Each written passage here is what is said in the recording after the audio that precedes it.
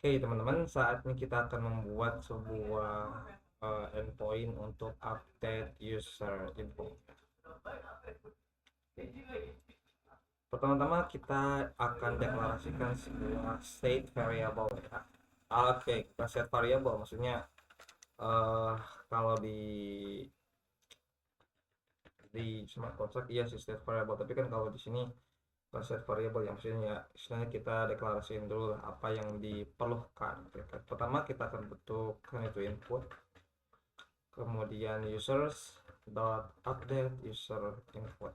Oke, kemudian kita akan masukkan variabel user dan kayaknya dulu ya nggak apa-apa.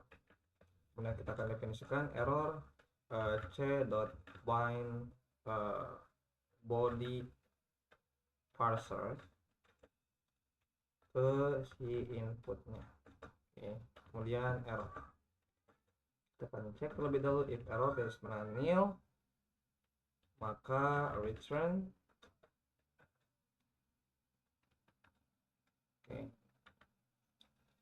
response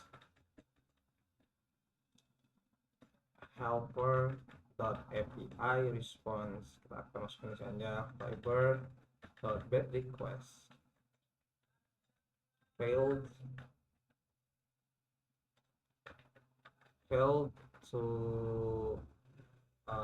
send your request nil. Oke, kita akan wrap dulu biar lebih enak. Maka di sini kita akan nambahin tidak nil.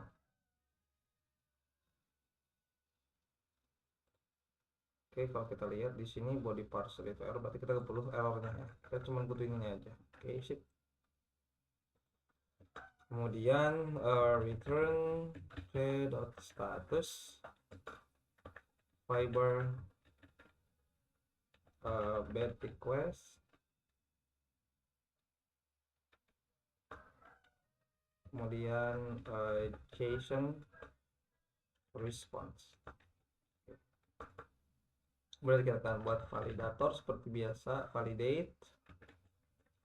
validator.new. Kemudian error sama dengan validate struct, kita masukkan input. Kemudian if error tidak sama dengan nil, kita akan masukkan di sini response helper.api response fiber kalau nggak salah tuh apa namanya itu unprocessable entity ya, unprocessable entity, kemudian failed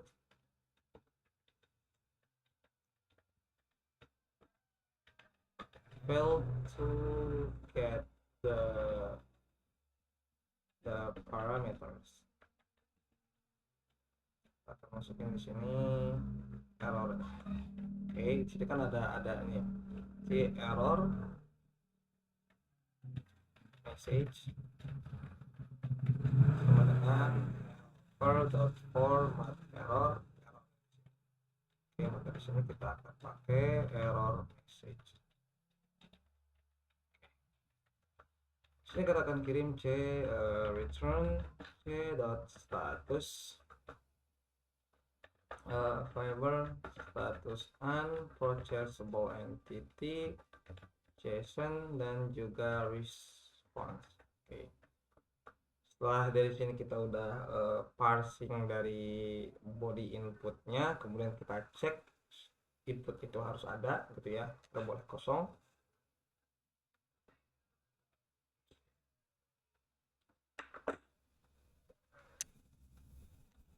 Kemudian kita akan yang namanya panggil dulu ya, panggil si usernya.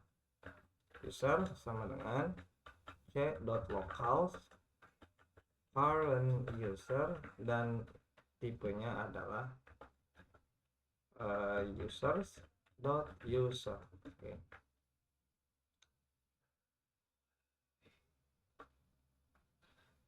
Kemudian kita akan panggilkan bahwasannya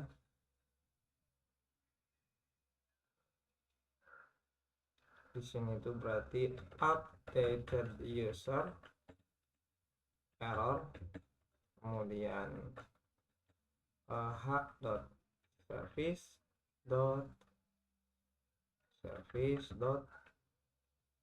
update user info. Di sini ada email and string. Tapi sebenarnya kita akan ganti menggunakan ID ya teman-teman, biar lebih menghemat waktu. Oke, kita lihat di sini ini masih email string. Kita harus ganti di sini berarti service. Di sini bukan email.string tapi ID and integer. ID integer. Ini pun sama, ID integer. Kita cek lagi ada update user info dan update user password ya. Nanti kita akan buat endpoint baru untuk user and password. Oke, ini sama ya, ID aman ya, udah nggak ada error di ini. Oke, maka di sini kita butuh ID. Kita akan masukin dulu users.id, baru kita akan parsing si inputnya ke sini. Oke, kalau kita cek lagi di sini update user info, kita cek lagi ke bawah user info find by ID user, jika error kosong input user info email, cek user. Oke, di sini karena takutnya dia ada duplicate email gitu ya. Oke, nanti akan gua jelasin lebih lanjut. Kita akan beresin dulu.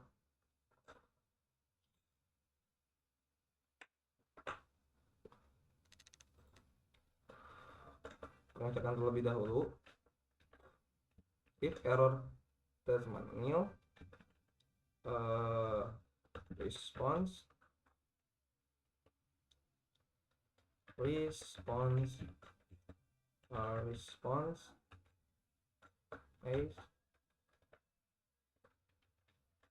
helper.api response fiber status internal server error, kemudian fail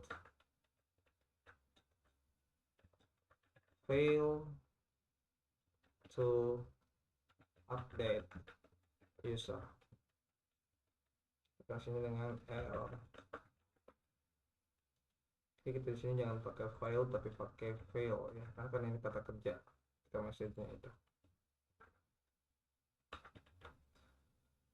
Oke, kita ada dua. Kemudian kita akan return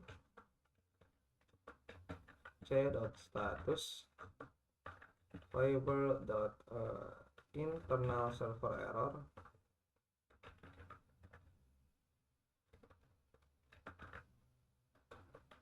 kemudian di sininya JSON response. Oke. Kalau nggak ada, berarti di sini kita akan masukkan bahwasannya response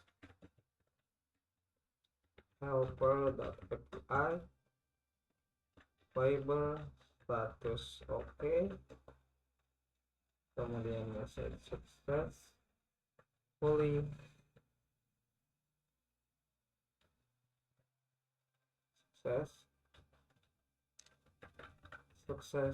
to update user info. Ini adalah updated user. Oke, berarti sini return c.status